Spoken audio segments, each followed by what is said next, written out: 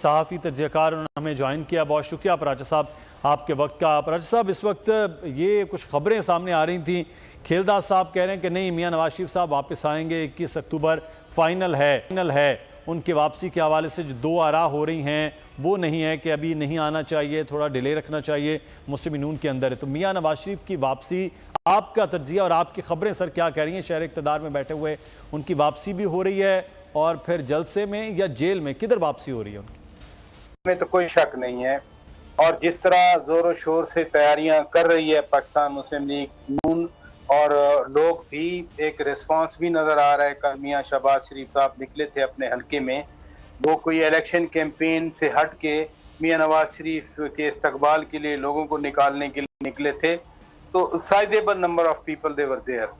दूसरी बात बहुत अहम भी है और कॉम्प्लिकेटेड भी है कि मियां नवाज शरीफ जब आएंगे वो जलसे में जाएंगे या कहीं और जाएंगे।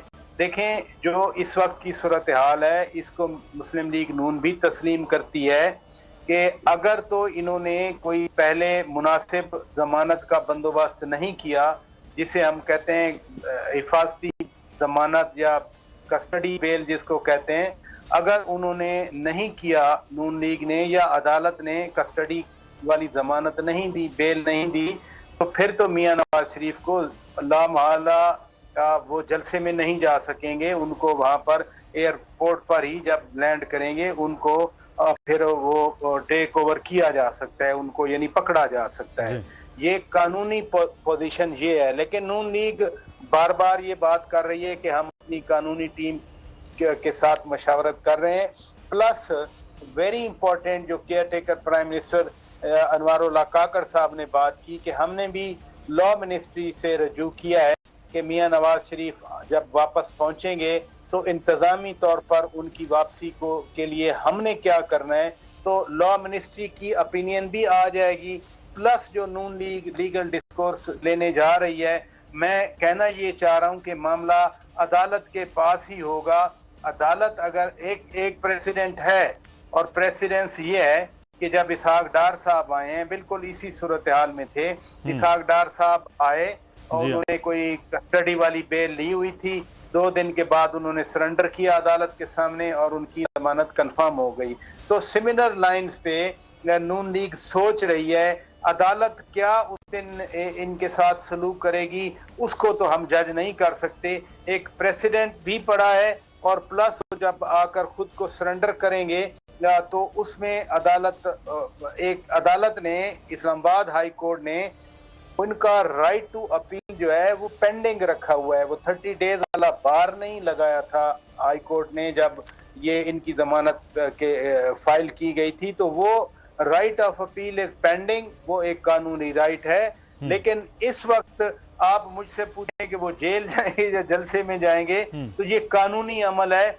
उसके लिए बेहतर है कि जो कानूनी रास्ता नून लीग अख्तियार करेगी, मसलन उनकी आमद से पहले इनको जाना है जमानत के लिए, कस्टडी बेल के लिए, उनके आने से पहले अदालत बता देगी कि बेल इन कस्टडी मिल रही है या नहीं मिल रही। तो अराइवल मेरा ख्याल है जब वो पहुंचेंगे उस वक्त क्लियर होगा कि वो किधर जा रहे हैं। बल्कि ये तो बड़ा एक अहम आपने पॉइंट किया कि आने से पहले मालूम हो जाएगा कि वो जा किधर रहे हैं। लेकिन मियां नवाज शरीफ की वापसी के एक जो अमल है, बराचा साहब मैं वो जानना चाहूँगा, इस वक्त 16 महीने की हुकूमत थी और जो सूरत हाल रही है महंगाई की, इसका भी एक बहरहाल एक आम आदमी है उस पर तो असरात हैं। और वो असरात जो हैं, चाहे वो पाकिस्तान मुस्लिम नून लाहौर में, लाहौर एक गढ़ है, GT रोड गढ़ है, सेंट्रल पंजाब गढ़ है मुस्लिम नून का, तो वो एक रद्द अमल जो एक अवामी तौर पर होता है कि जी एक लीडर इतने साल के बाद वापस आए, इतने महीनों के बाद वापस आए, वो आप देख रहे हैं कि वो मोमेंटम भी बना पाएंगे। आपका तज्जिया क्या कहता है? यकीनन महंगाई है। अगर मैं कहूँ या कोई भी कहे कि महंगाई नहीं है तो वो न सिर्फ आंखें बंद करना होगी बल्कि सरीहन बदयानती होगी। सिर्फ महंगाई नहीं, बहुत महंगाई है कि जो चीज़ 2017-18 में जब मुस्लिम लीग नून की हुकूमत थी तो जो कुकिंग ऑयल का एक पैकेट 150-200 में मिल रहा था वो आज 600 रुपए में मिलता है। चीनी जब ये नून लीग की हुकूमत 2017-18 में गई थी तो 55 रुपए की थी। अब आपको मालूम है कराची में तो इस्लामाबाद से भी ज़्यादा रेट हैं उसके। ये भी हकीकत है कि महंगाई है। अब इसके साथ साथ जो दूसरा आपने सवाल किया कि अवाम का असर, मियां नवाज शरीफ जब पीडीएम बना रहे थे 20 सितंबर 2020 को, तो उन्होंने उस दिन भी कहा था कि मेरी हुकूमत गिराकर बड़ी ज्यादती की गई और पाकिस्तान को कहां तक पहुंचाया गया। अब नून लीग क्या आकर नारे लगाएगी, क्या बातें करेगी, क्या 2018 की हुकूमत की परफॉर्मेंस तक अपने आप को रखेगी, या 2018 जुलाई 2018 से लेकर अप्रैल 2022 तक जो पीटीआई की हुकूमत थी, कारकर्दगी थी, उसको आवाम के सामने रखेगी, या 16 महीने जो इनके गले में पड़े, जो मरियम नवाज शरीफ कहती रही कि पीटीआई की नाकामी का टोकरा हमारे कंधों पे आ गया। तो ये 3 मुख्तलिफ सिनेरियोज बन रहे हैं। अभी तक जो फोकस जा रहे हैं वो कह रहे हैं कि जी हमने पहले भी महंगाई खत्म की थी, हमने पहले भी अंधेरे खत्म किए थे, हमने मुल्क को गैस दी थी, बिजली दी थी, तो हम ही वो कर सकते हैं। अब इस पे लोग कैसे रिएक्ट करेंगे? मोमेंटम तो बन रहा है, मैं आपसे पहले ही बात कर रहा हूँ। अगली बात यह है कि नो डाउट के सेंट्रल पंजाब में, लाहौर में, जहाँ मियां नवाज शरीफ आ रहे हैं, उनका वोट बैंक भी है और उनका असर व रसूख भी है।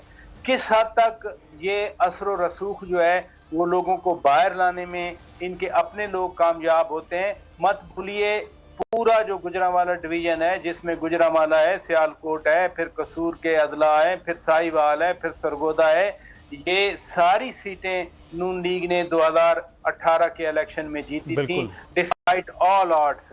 तो अब क्या बनता है? अभी वो जो कहते हैं ना, हनूज दिल्ली दूर अस्त, तो अब हनूज दिल्ली इतना दूर नहीं रह गया, सिर्फ इसमें कोई 15 दिन का फर्क बाकी रहेगा।